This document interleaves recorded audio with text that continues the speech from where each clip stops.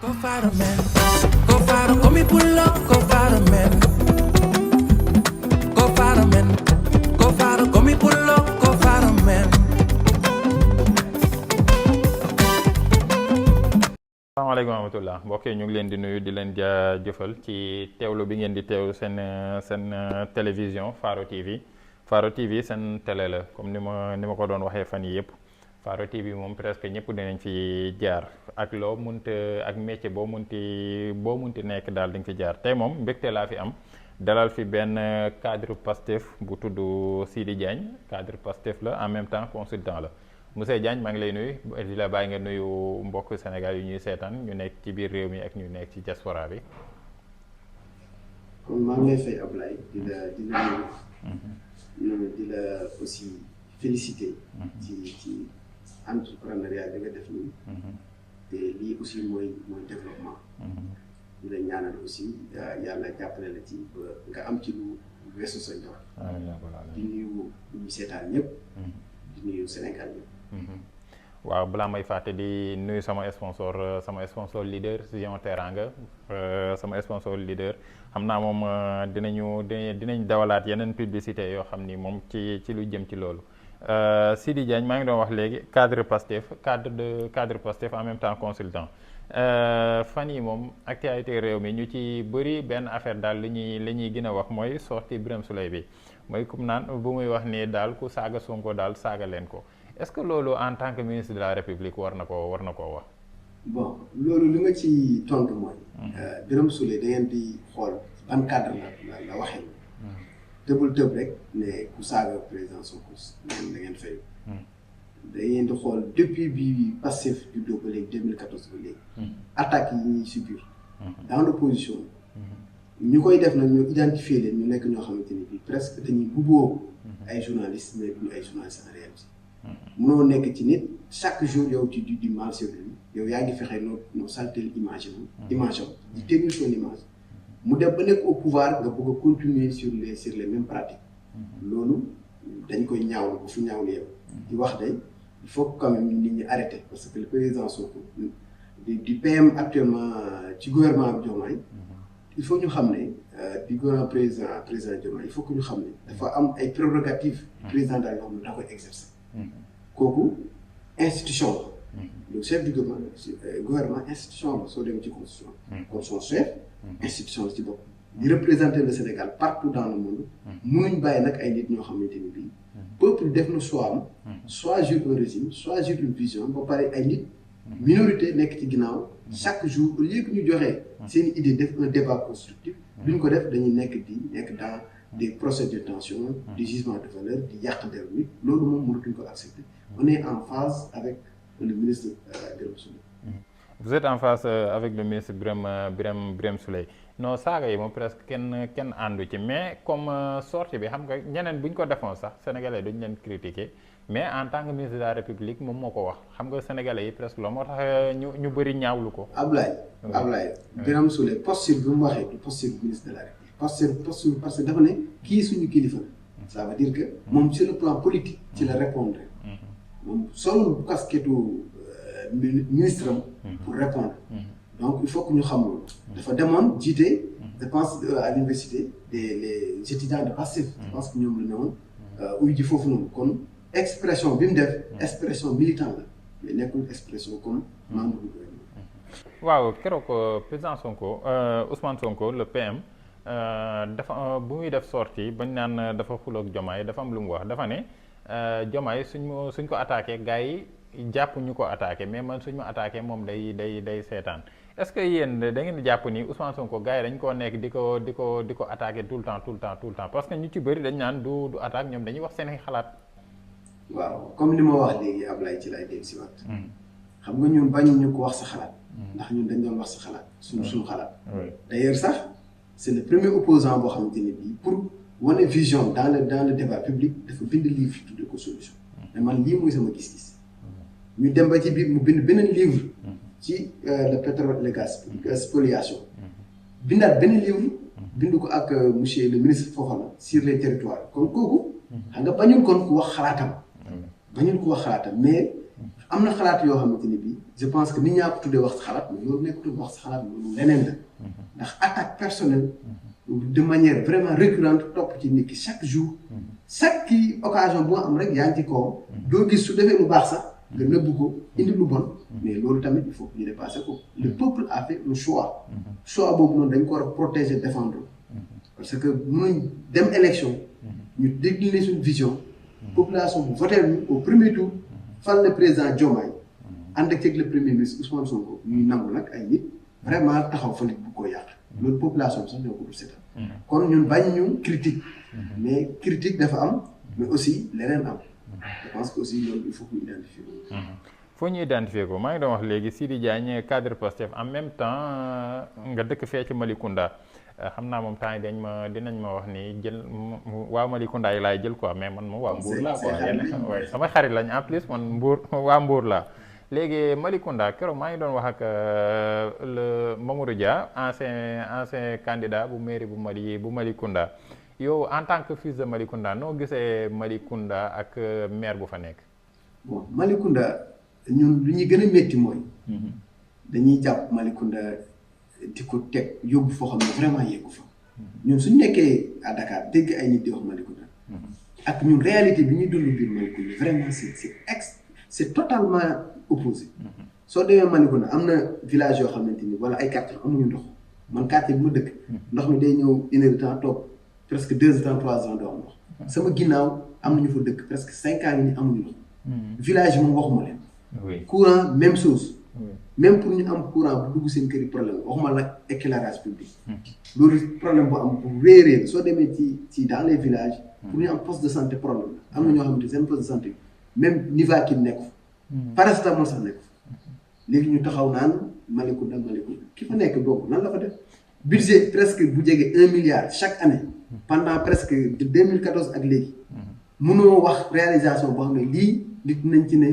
benn route goudronnée amagu fa à part bi mu commencé defar nii te boobu Riu ñoo koy co-financé je pense parce que Riu ñoo dégagé woon piste bi amul benn route goudronnée bu fa am à part péage bi fa génne noonu dugg biir Malicounda mais loolu suñ nee Malicounda développé na loolu daf ñuy jaaxal amuñu marché bu bees amuñu hôpital bu bees amuñu vraiment lenn loo xamante ni mën nañu wax ne lii ci nguuru Riu ñi fa nekk actuellement ñoo ko fay di kon finalement à part les populations di góorgóorlu comme ma jox la exemple suñu quartier amuñu woon ndox amuñu woon courant y avait rien il a fallu que initiative bi le maire Mamadou Dia ndeew na ñu jël ko ñu accompagner ko ci lañ xeex ba am ndox am courant am lépp même fonds yi nga xamante ni moo teg pierre les 2 salles de classe CM bi ñu am nii actuellement c'est lui qui a financé moo ko financé sur fonds propres alors que le maire est là entre autres yoo xam ne moom def nañ ko.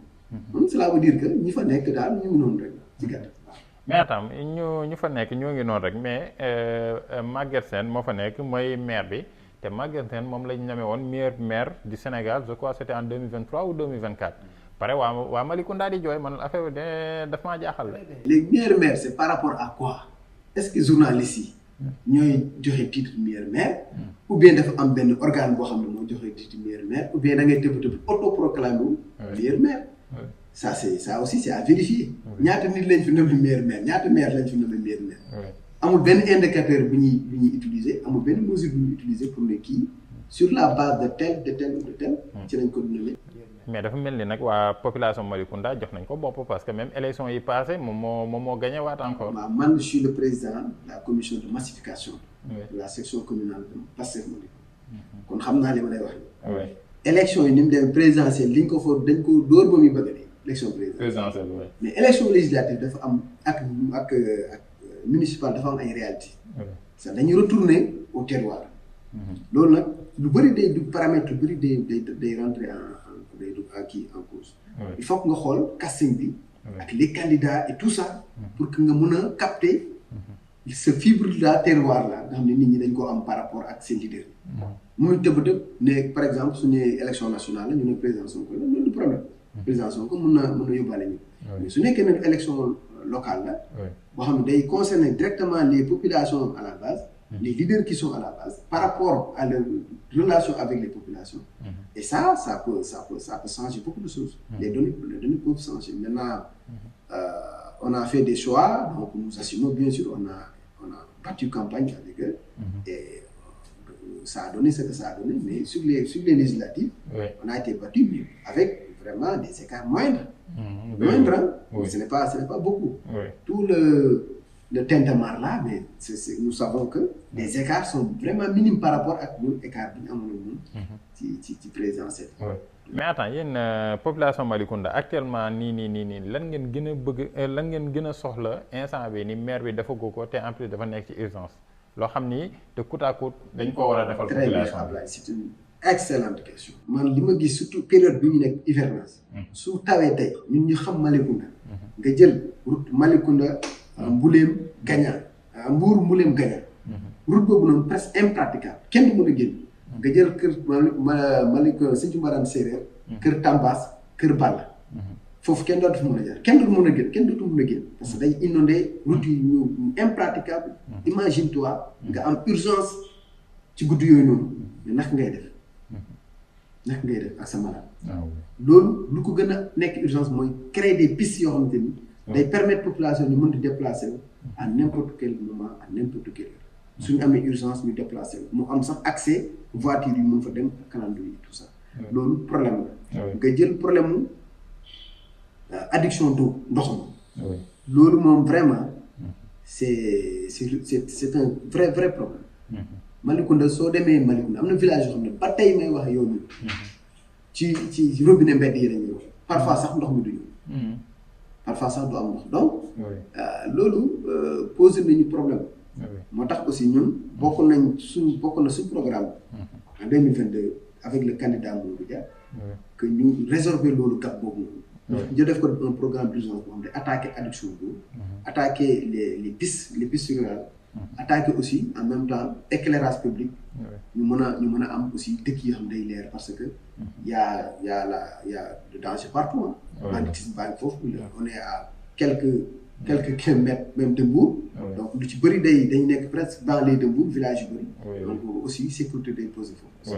mais Malicounda man li ma jaaxal Malicounda nu mu nekkee benn nan laa ko mën a waxee sax benn commune bu riche. mais à chaque fois population bi di jooy comme li nga ko doon waxee ni inondation manque d'eau manque de électricité presque te en plus Malicounda suñu nee Malicounda rek ñun xam nañu Malicounda presque même terrain sax am fa terrain sax c'est pas facile. Oui voilà très bien donc xam nga kon mën nañu wax ni ñun assiette foncière bi ci lañ mën a appuyer. ba mën a tirer ay recettes ñu mën a def ko ay investissement yoo xamante ne day mën a développer population. mais soo xoolee bon suuf si foofu ni ñu koy brader c'est vraiment déplorable. voilà léegi aussi am nañ fa ay comme ni nga wax am nañ fa ay centrale solaire centrale thermique baa ngi foofu noonu. mais finalement doo xam sax recettes yi jógee foofu noonu. actuellement hôtel bu gën a mag yaakaar naa foofu la nekk. mu ngi foofu noonu bien sûr parce que yooyu dans le cadre des partenariats public-privé. war nañoo mën a def benn kii boo xamante ne bii partenariat bi dana permettre population bi aussi mën a tirer des bénéfices de ces infrastructures là. mais finalement doo gis njëriñ bi est-ce que nit y a des jeunes qui sont des quotas de jeunes qui doivent être recrutés là-bas. nga xool ci même centrale solaire est-ce que les jeunes de Malicounda j'ai dit. de Malicounda est-ce qu'ils sont là-bas. yooyu yëpp c'est à vérifier ensuite recettes yi nga xamante ne war nañ ko am. il paraît que ci contrat solaire bi on avait prévu 300 000 je ne sais pas que c'est approuvé ou pas. mais fonds yooyu su ñëwee normalement war na servir loo xamante ni nit ñi dañ population dañ ci teg seen bët. je pense ainsi de suite yooyu daal lañu war a xool. fonds yooyu ñun incha allah rek su ñu ñëwee en 2027. danañ xool yooyu yëpp. recadrer ko ba population bi gën see gis seen bopp. yaa ngi naan soo la ñëwee 2027 yéen 2027 man damaa bëgg a xam ne yéen nanga noo leen di préparer 2027 da ngeen di xaar Sonko ak waa Pastef proposer leen candidat wala yéen dafa am kenn koo xam ne daal bu ngeen mu nekk seen candidat. waaw ñun moom suñu sañoon Mamadou Dia moo nekk candidat nëbbuñu ko. mais on est dans le cadre d'un parti politique. mën nga déclarer candidat à la candidature. mais mën a autoproclamer de candidat. léegi nag c'est le parti qui dans ces instances ñu réunir décider mais voilà ce monsieur-là sera notre candidat. Maintenant au cas où aussi le parti pourra aussi décider de qui sera le candidat. Mais en attendant, nous, on est le Djamoué Moumoudou Dia, il est candidat à la candidature